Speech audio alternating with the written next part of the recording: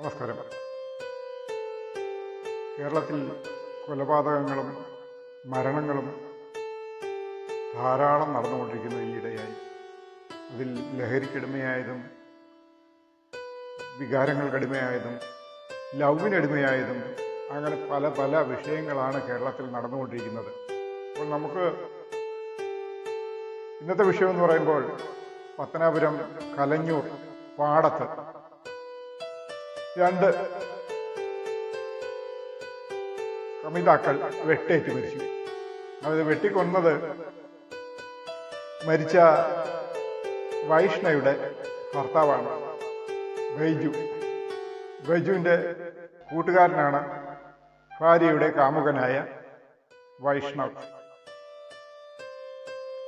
എന്തായാലും രണ്ടുപേരുടെയും മരണം സ്ഥിരീകരിച്ചു. വൈഷ്ണവിൻ്റെ മുമ്പിലിട്ടാണ്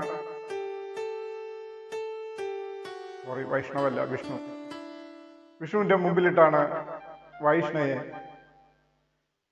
അതിക്രൂരമായി വെട്ടിക്കൊലപ്പെടുത്തിയത്. അത്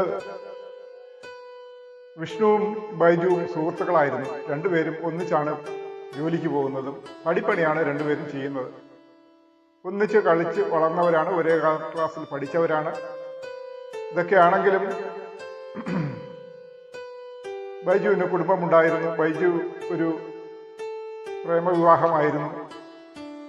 അങ്ങനെ ബൈജുവിന് 2 മക്കളുമുണ്ട്. 5 വയസ്സും 9 വയസ്സുമുള്ള 2 കുട്ടികളുമുണ്ട്. അങ്ങനെ ബൈജുവും വൈഷ്ണവും തമ്മിൽ ചില വാക്കുതർക്കങ്ങളൊക്കെ ഉണ്ടാകുമായിരുന്നെങ്കിലും ചില വഴക്കുകളൊക്കെ ഉണ്ടാകുമായിരുന്നെങ്കിലും അവർ ഒന്നിച്ച് തന്നെയാണ് താമസം. ചില നാട്ടുകാരിടപെട്ട തർക്കങ്ങളും വഴക്കുകളും ഒക്കെ പരിഹരിച്ചിട്ടുണ്ട്. എന്നിരുന്നാലും അവർ പഴയ ഒറ്റമുറി വീട്ടിലായിരുന്നു താമസം. എന്തായാലും ആ വീട്ടിൽ നിന്ന് പുതിയൊരു വീട്ടിലേക്ക് താമസം മാറണമെന്ന് പറഞ്ഞ് ഈ തടിപ്പാനിക്കാരനായ ബൈജു പണമെല്ലാം സമാഹരിച്ച് എന്തായാലും കഷ്ടപ്പെട്ട് ഒരു വീട് വെച്ചു.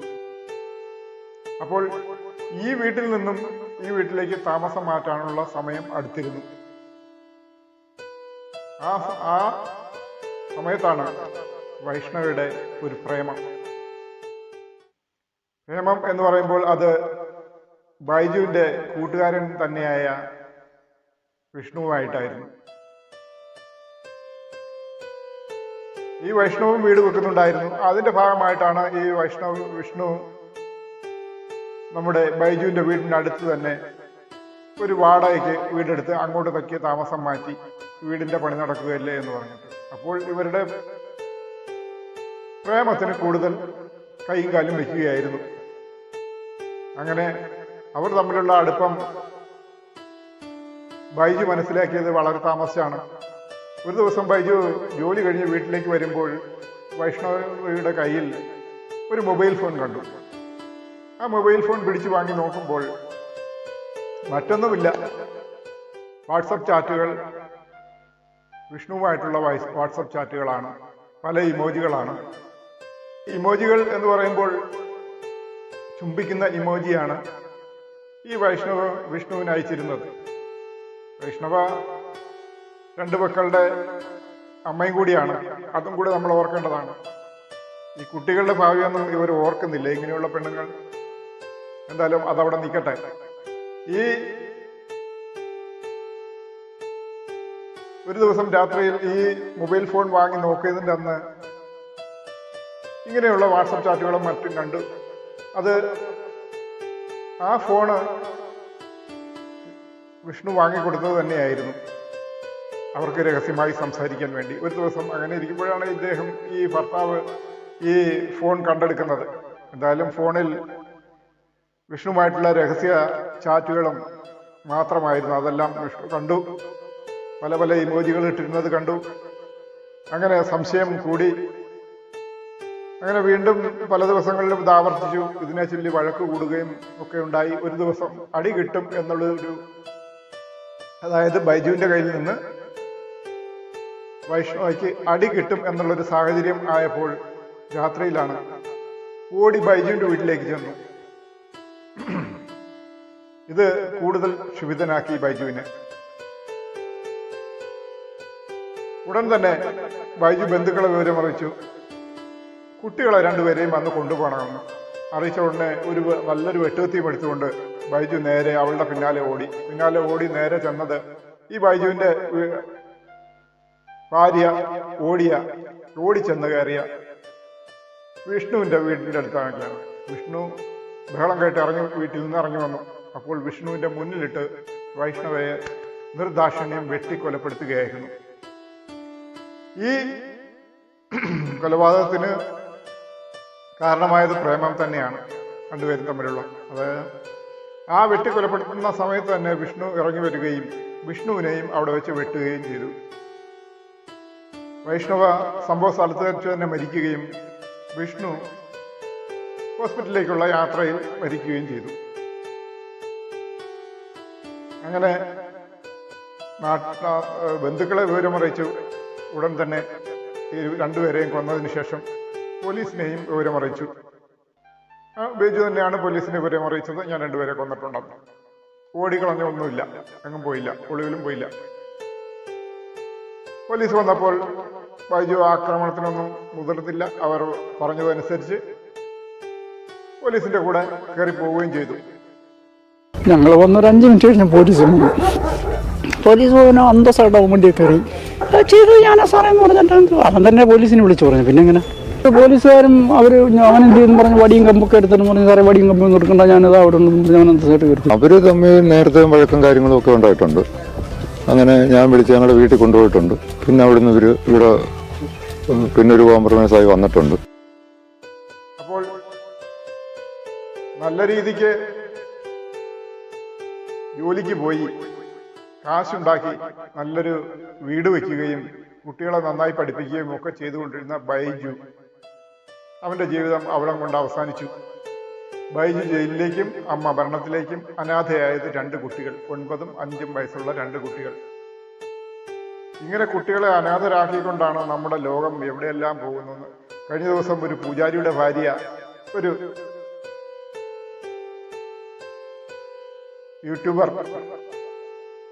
പ്രണയിച്ച് അവരെ കൊല്ലുന്ന ഒരു സാഹചര്യം ഉണ്ടായി. അതുപോലെ പല പല കേസുകളാണ് കേരളത്തിൽ നടന്നുകൊണ്ടിരിക്കുന്നത്. ഉദാഹരണം പറയാനാണെങ്കിൽ ഒരുപാടുണ്ട്. ഇതിനൊക്കെ കാരണം എന്താണ്? ലഹരിയാണോ അതോ ആളുകളുടെ ലൈംഗിക ആസക്തിയാണോ?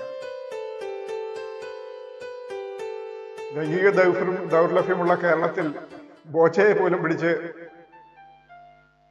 ജയിലിലിടുന്ന സാഹചര്യമാണ് ഉണ്ടായത്. അപ്പോൾ ധാരാളം പോക്സോ കേസുകളും കേരളത്തിൽ നടക്കുന്നുണ്ട്, പിടിക്കുന്നുണ്ട്. ഇനി അറിയാതെ പോകുന്ന ധാരാളം കേസുകളുമുണ്ട്. പത്തനംതിട്ടയിൽ തന്നെ ഒരു പെൺകുട്ടിയെ 60ഓളം പേർ ആക്രമിച്ച് ഒരു കേസും വന്നിരുന്നു. അതിൻ്റെ പ്രതികളെ ഇപ്പോൾ പിടിച്ചുകൊണ്ടിരിക്കുന്നതേ ഉള്ളൂ, കേസ് നടന്നുകൊണ്ടിരിക്കുന്നതേ ഉള്ളൂ. അങ്ങനെയുള്ള കേരളമാണ്. അപ്പോൾ ഈ കുട്ടികൾ എന്തായാലും അനാഥരായി. എന്ത് ചെയ്യാനാണ്? ഒരാൾക്ക് മറ്റൊരാളോട് തീർന്നുന്ന പ്രണയം, ഈ പ്രണയത്തിന് കൂട്ടുനിൽക്കാൻ സർക്കാരുമുണ്ട്. പ്രണയം തന്ന് ആർക്കും വിവാഹം കഴിക്കാം, കുടുംബമൊന്നും ഒരു പ്രശ്നമല്ല. ആർക്കും ആരുടെ കൂടെയും പോകാം, 2 പേർക്കും ഉള്ള ഇഷ്ടം മാത്രം മതി. ഇനി ഭർത്താവുണ്ടെന്നോ കുട്ടികളുണ്ടെന്നോ ഒന്നും നോക്കേണ്ട കാര്യമില്ല.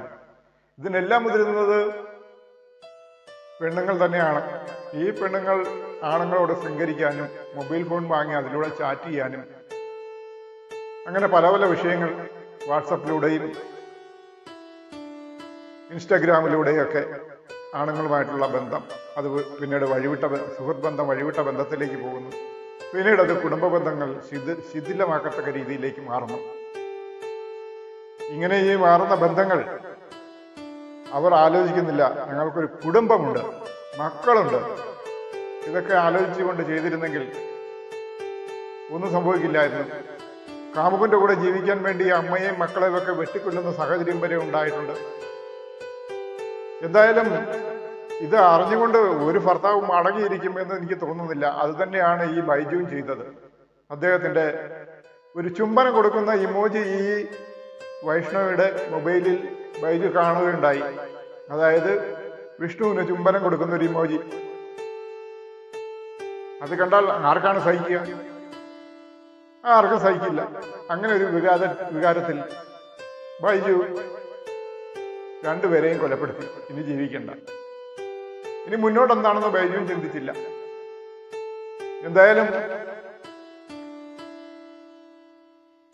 അധികം പ്രായമൊന്നുമില്ല ബൈജുവിനും വിഷ്ണുവിനും. ഏകദേശം 30 വയസ്സിനോടടുത്ത് മാത്രമേ പ്രായമുള്ളൂ. ഇനി അവർ ഒരുപാട് കാലം ജീവിക്കേണ്ടവരാണ്. അത് മാത്രമല്ല, ബൈജുവിന്റെ പ്രണയവിവാഹമായിരുന്നു. എന്തായാലും ഇങ്ങനെയുള്ള പ്രണയങ്ങളും അവിഹിത ബന്ധങ്ങളും വഴിവിട്ട ബന്ധങ്ങളും വഴിവിട്ട ലഹരി ഉപയോഗവും ഒക്കെ കേരളത്തിൽ നിരന്തരം നടന്നുകൊണ്ടിരിക്കുന്നു.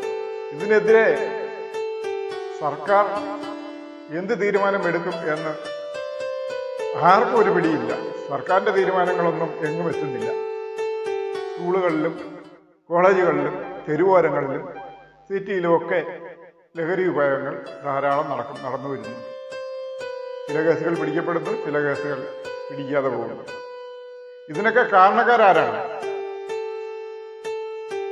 നമ്മുടെ സർക്കാരോ നമ്മളോ അതോ കുട്ടികളുടെ മാതാപിതാക്കളോ? ആരാണ്? ഇതിനൊക്കെ ഉത്തരം നമ്മൾ തന്നെ കണ്ടെത്തേണ്ടിയിരിക്കുന്നു.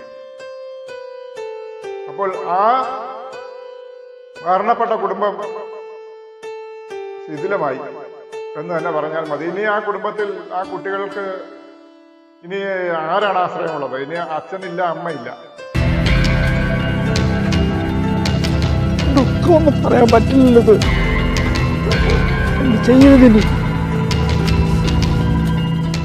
ഇനി അവരുടെ അപ്പനോ അമ്മൂമ്മയോ ഒക്കെ ആയിരിക്കും കൊണ്ടുപോയി വളർത്തുന്നത്. എന്തായാലും ആ കുട്ടികൾക്ക് നല്ലൊരു ഭാവി ഉണ്ടാവട്ടെ എന്ന് നമുക്ക് ആശംസിക്കാം.